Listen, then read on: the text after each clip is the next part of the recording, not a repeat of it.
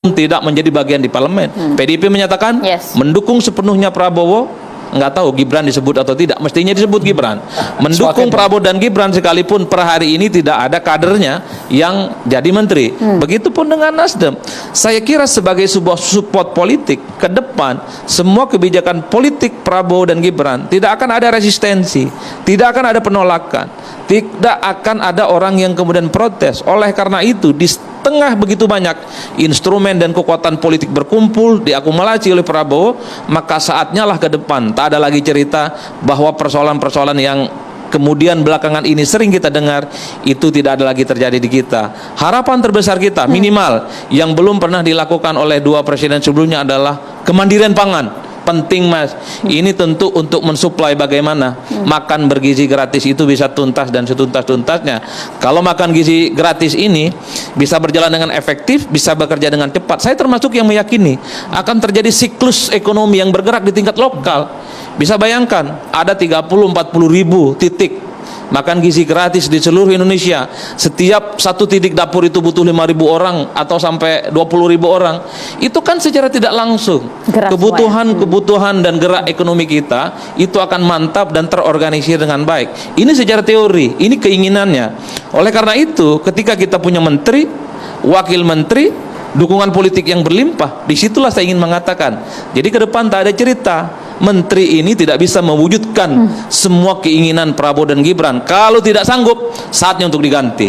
Saya kira banyak orang baik di negara ini bisa bekerja cepat, bisa mewujudkan semua misi. Saya kira di situ aja Bang, perdebatannya. Iya, langsung Bang Habib, apakah kemudian kita bisa memastikan 109 nama yang kemarin dilantik oleh Pak Prabowo ini bisa mewujudkan cita-cita Pak Prabowo untuk kemudian membuat Indonesia adil, makmur, sejahtera, tidak ada orang susah, tidak ada orang miskin? Itu gampang dijawab, tapi yang penting perlu saya sampaikan dulu ya adalah bahwa apa yang dilakukan Pak Prabowo dengan pemfokusan ini merupakan penyerapan dan implementasi dari yang namanya aspirasi publik. Kami saya 5 tahun di DPR, apa yang disampaikan dan diwujudkan sekarang, apa yang dievaluasi di dalam 5 tahun tersebut, misalnya terkait kementerian yang terlalu gemuk.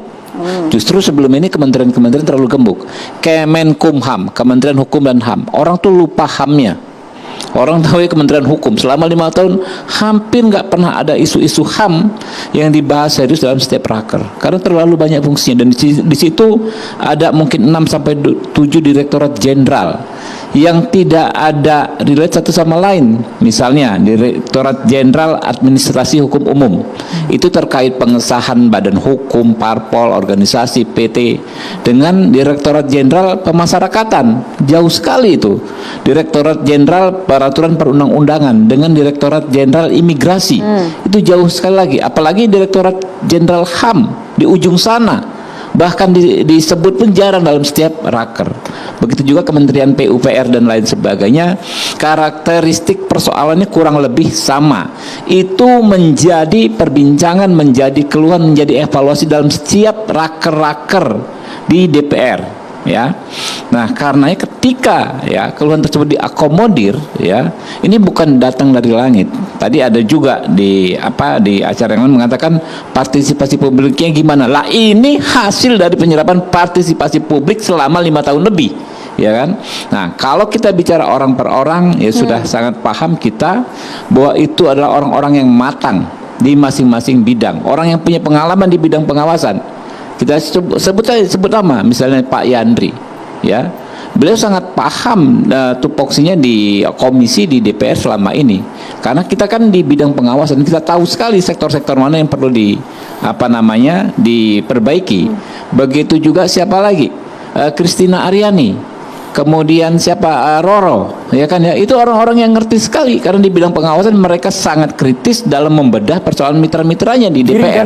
Giring Ganesa, dia paham sekali gitu loh persoalan-persoalan di bidang yang diberikan tugas kepada dia, sehingga saya hakul yakin orang-orang tersebut bukan sekedar pasang nama tapi orang yang punya kapasitas untuk mengemban tugas yang diberikan oleh Pak Prabowo. Jadi bukan semata akomodatif di awal saja kita lihat cek ombak yang kerjanya benar lanjut. Brother, kita ini cara berpikirnya harus kita tinggalkan cara berpikir yang terkotak-kotak. Iya kan ya, mengakomodir kita stigma sebagai cara berpikir yang jelek. Kita pertentangkan dengan cara berpikir kita ingin membangun kabinet yang kuat. Enggak begitu. Halo teman-teman, kembali lagi bersama saya di channel ini. Salam NKRI harga mati. Teman-teman, dalam video ini kita telah mendengarkan sebuah cuplikan video yang disampaikan oleh Adi Praitno. Tentunya hal-hal seperti ini menjadi sebuah pemahaman terbaru bagi kita dalam menilai perjalanan politik yang ada saat ini, teman-teman. Nah, perlu kita tahu bahwa memang dalam kepemimpinan seorang Prabowo pastinya ada banyak tantangan-tantangan yang harusnya ia selesaikan, antara lain dalam melihat perkembangan politik yang begitu mencekam saat ini. Nah, lucunya teman-teman, yang menjadi sebuah dilema bagi kita yaitu ketika nanti Jokowi sudah mulai renggang hubungannya dengan Prabowo. Kenapa renggang? Karena namanya juga sudah mulai tidak sama-sama lagi menjalankan tugas. Pastinya mereka tidak mendapatkan suatu chemistry yang baik, sulit untuk didapatkan. Nah, disinilah kita tahu nantinya bahwa Prabowo Subianto sudah tidak mau lagi disetting dan dia sudah mulai menunjukkan kekuasaannya. Dia seorang presiden. Kalau kita melihat Prabowo Subianto ketika berpidato dalam kabinetnya, pertama, ia harus menyelidiki dan dia juga mau data-data APBN itu harus sedetail-detailnya. Ini beda nih di masa Jokowi. Sangat-sangat beda di masa Jokowi. Apa bedanya? Karena Prabowo mau teliti. Dia tidak mau lagi ada menteri memakan uang negara. Ada menteri yang hanya menghabis-habiskan uang. Tetapi apa kepentingan Prabowo di sini, yaitu hanya untuk meningkatkan perekonomian masyarakat supaya masyarakat tersebut dapat merasakan kepemimpinan yang baik dan dapat merasakan bahwa mereka punya seorang ayah, seorang bapak yang duduk sebagai presiden. Nah, apa yang disampaikan Prabowo lagi? Yaitu ia menyampaikan ya bahwa jangan sering ada seremonial itulah, jangan sering ada seminar-seminar, itu tidak ada gunanya. Masa seminar buat pejabat-pejabat, buat apa coba? Seminar buat masyarakat, harusnya masyarakat mendapatkan, merasakan semuanya itu. Nah, menurut saya ini salah satu program yang begitu bagus dan baik dari Prabowo Subianto. Perdana menjadi seorang presiden, ini sesuatu hal yang luar biasa. Kita mau dia menjalankan tugasnya sesuai dengan aturan-aturan yang ada, tanpa mementingkan kepentingan pribadi, tanpa mementingkan kepentingan golongan, tetapi seluruh masyarakat Indonesia. Itulah yang ia utamakan, itulah yang ia mau kerjakan, apa yang menjadi kerinduan dan aspirasi masyarakat.